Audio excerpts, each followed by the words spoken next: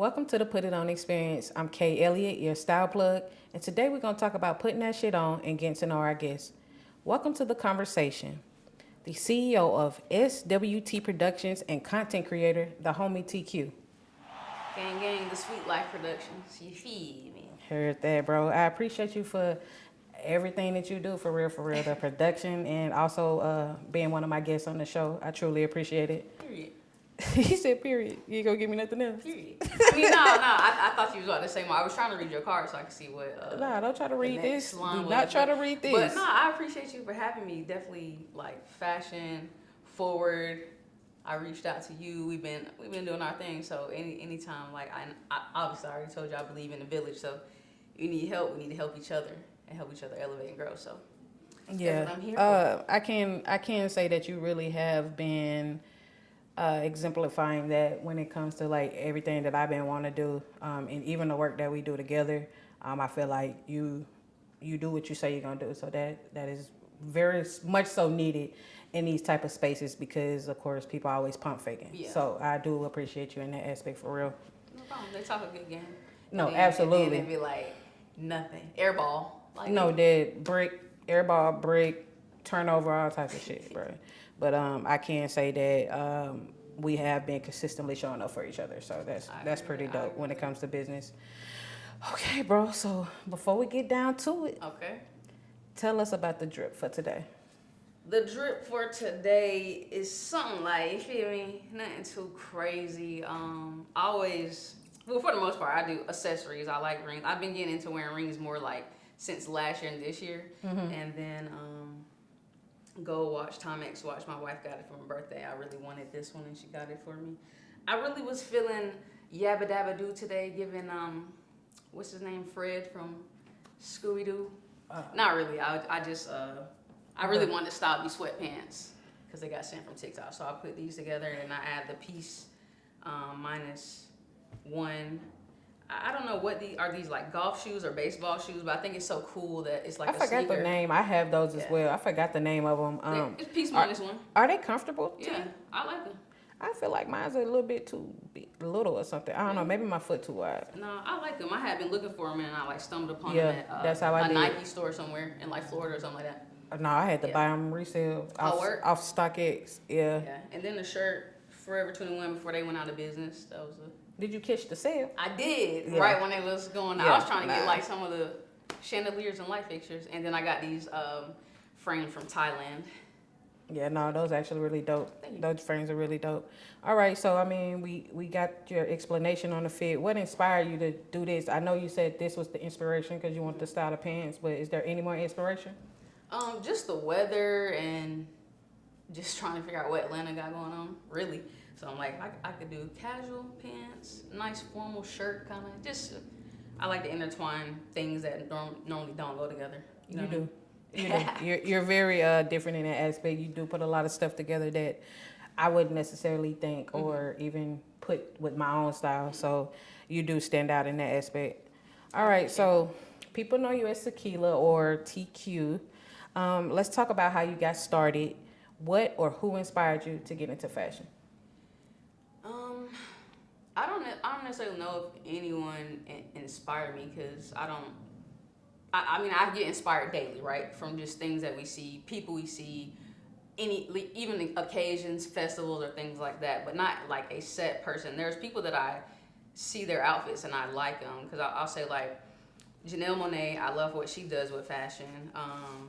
Farnsworth Bentley, remember him? He used to carry the umbrella. I like what he did with fashion. Yeah, no, Alfonso was crazy. Yeah, but we have, we don't know where he is. But as far as that's concerned, the Diddy effect. I like that. That's the Diddy effect. Right. I didn't even want to say his name. But so I like what he did. But I think it's just, I just feel like I've been a creative my whole life, even like younger. And just picking out my own clothes even when I was younger because I remember my grandmother would pick out my clothes. The fits would be fire, like as I reflected when I got older. Because I'm like, it was this one fit she gave me. I was like, it was fire. But I didn't want to wear it that day. And then I was like picking out and doing my own stuff or whatever. So it was hilarious because I remember not having the clothes on. She picked out and she picked me up and she was like, "Where are your clothes?" And I'm like, "Oh, I didn't want to wear that." Yeah, it's just. But yeah, I don't have a set person, but like I said, Janelle and Farnsworth, or I like the way they dress. Yeah, I mean, sometimes it's within, bro. You Yeah. don't necessarily have to be inspired by someone to, you That's a know, fact. be in this thing. Okay, so I can't lie to you. I had been seeing you on my Explore page way before we met. Oh, word? Yeah, you were like coming down my page. So when you actually hit me up, I guess it was alignment because I was like, shit, I've been seeing this That's girl. crazy. You know, so when you hit me up, and I thought your style was super dope. So when you hit me up, I was like, it's a done deal because I had That's already crazy. been seeing you. You never told me that. Oh yeah, look. Look at that. Look. That's crazy. All right, so how did you get started into the content space? Like, walk us through that. So literally, it'll be 2 years now, January this year. I should do fit checks, and then I make fun of myself. Not even on like purpose, but I'll do my fit check and I'll be like, oh, it's giving Michael Jackson realness or something, or whatever I got on. The fit was fire, but it would still be like, I got on hee socks or something like that. So I just be talking like that. And then people kept asking me like, where you get your clothes from? How do you do that? How do you style yourself? Stuff like that. So I'm like, all right, I'll keep making these videos, because even when I'm in the streets, they always be like, dang, you always got that on. Like, how do you do it? So I'm like, I'm gonna make videos. So that's when I started making videos, because I just like doing it, and I was already putting it on anyway. So I was like, I might as well just make a video, post it, and I would like judge myself, if you will, like I said, make fun of myself and talk about my outfit. But Yeah, that's also, crazy, but that's what people like. But yeah, but I will also like hype up the outfit, because I mean, my stuff be fire. I don't care what nobody say. I can have on the craziest thing and everybody in the world can hate it, but guess what? As long as you like it. I got it on. You feel Yeah, me? as long as you like it, But- that's all that matters. So that's what happened, and then I started getting like, I just kept being consistent with it, and then like brands would be like, oh, can you style my shirt? Can you style my pants? Or can you make a video with this? And I'm like, all right. So I'm just getting in the groove of it. So that's what I've been doing heavy. So just started making Get Ready With Me videos, honestly, and then I just been doing this as far as social media is concerned. Right. So you've been doing it. You just started putting it behind the videos. Yeah.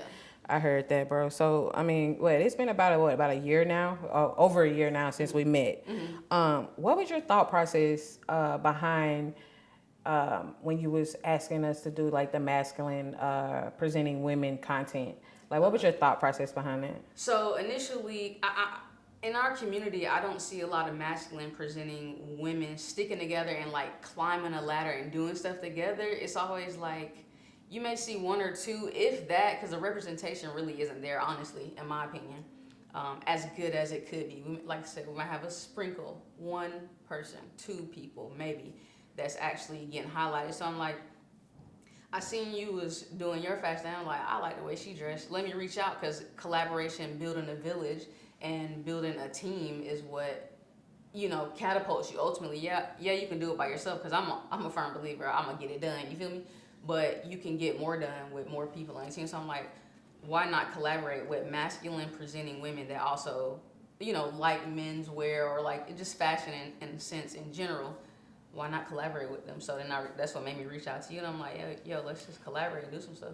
Yeah, I thought it was a dope idea. It was something that I had been interested in, but like you said, I kind of feel like when it comes to like the masculine presenting women, it's always like kind of like a competition. Yeah, it's weird. So it's like, don't nobody want to work together. So when you did it was like a great idea, and of course when we did what we did, it was great. Like people was loving it or whatever. So I thought that was super dope.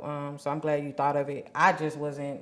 It wasn't enough for me to go ask people because how I felt about it. So for you to like, put it in front of me, it was like, okay, let me try this. Okay. Yeah, there's like in our community, I feel like a lot of, I don't know if other people would have experienced this, but it's like when I come in a room, if another masculine woman is in there, and I'll say who's not confident in herself, she automatically gets standoffish or think I'm trying to steal her girl, and it's like, girl, I'm a girl's girl. You know what I mean? Like, I'm gay. Did not want your chick. You know what I mean? Yeah. Like, I don't know. People be weird. Right. Right. Okay. So I do be seeing you speaking of like promoting different brands. How do you navigate that sector? Like how do you handle the brand collabs? Like do you charge? So yeah, like larger brands for sure charge you for sure. Smaller brands or like even black businesses, black masculine presenting women, or just black women or people in general, I be looking out for them for the most part. Like if I know They just started a company not too long ago. They're just trying to get stuff off the ground. I don't mind promoting it, especially if it's a nice piece or quality pieces. Now, if the pieces are a little sus, I have had people just ask, "Hey, would you wear this?" Or they just want my advice on it, and I was like, "Hey, buddy, this do look a little," you know what I mean? And I guess they would go back to the drawing board. But small business, I definitely help out, and I don't mind rocking it, especially if it's, like I said, a nice piece. Large business, you're definitely getting charged because they got the money, they got the budget. Yeah, you got the budget. Foundation. Yeah. Yeah. So you got to pay me for, my worth. You feel me? Yeah. I think for me, though, with that, I had to slow down on it because I think at one point I was having 89 brands sending me stuff every week. And like you said, because they were small businesses, and first off, it was a chance for me to like continue my content, and I didn't have to buy all these clothes. On top of that, it was helping expose their brands. But I think for me, it started getting a bit overwhelming because of the expectation some of the brands were setting, as if like I don't want to say I was doing you a favor, but it's like we're helping each other. Yeah. You know, so it's like you can't ask for things that people are paying for. Yeah. You know what I'm saying? When I'm helping you help us. I would You know say, what I'm saying? Yeah, I would say it's what you're comfortable with. Meaning, you should be having a conversation, and I'm saying you in general should be having the conversations about deliverables or what you are willing to do because it's for free. Yeah. So if you're paying me and these are your deliverables, and I feel like doing it, yeah, I could do that. But if you're just saying, hey, can you rock my shirt or my sweats or my whatever, It's on my time. It's on my time, and it's how on I'm gonna me. do it. Yeah. If I just want to post a video or a picture with me in the outfit, that's just what it is. I'm promoting and I'm helping you out, yes, but it's also like you don't want to stress yourself out or overwhelm yourself with, oh, I got to do this, I got to make sure I do this in the video, this is that. It's like, Yeah, and like you said, some of the brands, like you said, quality wasn't up to par and things like that. And of course, a lot of stuff look good on camera or on picture, and then you get it in person, it's like, oh, that ain't what I thought it was. Or because I just had to have this conversation with someone. They emailed me that was like, hey, I really like your style. Would you be willing to do it? I understood, small business, Black woman. Of course, I would help you out. And then I told her what I like, what piece I like. She asked me what I like. I told her. She comes back and is like, well, we don't have that in stock. So I was like, why would you have this available? Show me. I didn't say that, but that's in my head. So I was like, okay, absolutely. I still want to help out, be professional. So I'm like, what do you have? Boom, boom, boom. So she said she had something else available. I'm like, it's not the one I wanted, but I'm still willing to help. Right. The delivery that I got, completely different. Color was different. Everything else. I said, hey, I'm not gonna promote this because it's just like you still setting up your boundaries and things that you're willing to do. And I'm like, hey, I'm not gonna be able to promote this based off of the conversation we had. I was professional, and I told her like I reiterated what we spoke about, and then I got this, and it's something completely different. And she was like, I apologize. She apologized. She took accountability. She said she was new in the space, and she's still trying to navigate through it. But I'm just like, sometimes you just gotta stand on your boundaries and tell people what you're willing to do. Because I'm like, I don't even like what you're giving me. It's not what we even talked about, and now it's a whole different color. I don't want to wear it. Yeah, no, that would have blew me too, and I would have had to let her know that I can't continue with this. So yeah, I understand that. All right, bro. So you are in production, which I'm overly thankful for because your editing skills is top tier. Thank you. I appreciate it. What you've done with our content, and it's crazy because you'll be having us doing these certain shots, and I'd be like, why are we doing this? And then once you edit it, it'd be like, okay. Makes sense. Yeah, you did that, right? Shout out to the production team behind the camera right now. Yeah, shout out to y'all for sure. So what got you started in production? Give us a glimpse inside of like TQ, the production side. So as far as production is concerned, I always, like I said, I've always been a creative. I've always been with the arts, but I was from a small town, so I didn't know, and I didn't have avenues to know, and like your parents don't know what they don't know, so I'm like, I would always be like, oh, you should put me in commercials to my grandma, but it wasn't like, I wasn't like really pushing for it. She let me do whatever I wanted to explore it, but I'm like, that wasn't something I really wanted. If we lived in Atlanta instead of Alabama, I definitely probably would have been at some fashion school or like Juilliard or something with the creatives other than getting a basketball scholarship, because I was like, I'm not paying for college to get a basketball scholarship. But I started doing stuff like random stuff in middle school just because like it was like assignments. and it was fun to me. So I'm like, oh, I kind of like that. But I never picked it back up. I was still like, I gotta pay for college and basketball scholarship. Right. So I'm doing that. Right. So I didn't pick it back up until I started acting a little more when I got to Atlanta. When I moved to Atlanta, and I was on this show, and these people, we would do stuff, and like you know, I would just make suggestions or advice, and like the other actors, because I was an actor as well, they were like, you ever just want to have your own production company or do a show? If you did it, I would be on your show for sure. And I'm like, no, you know, that's not what I really want to do. And then I just started doing it because they literally, the actors were like, no, you really need to do this. So I started writing, and I started doing. So I was like, oh, this is actually fun. And then like seeing the story come to life. So I do have my own web series. It's called The Norm with a question mark. I've done 2 seasons. I'm working on season 3 right now because the fans are not playing. Like a girl I made a comment under Cardi B's video. Mm-hmm.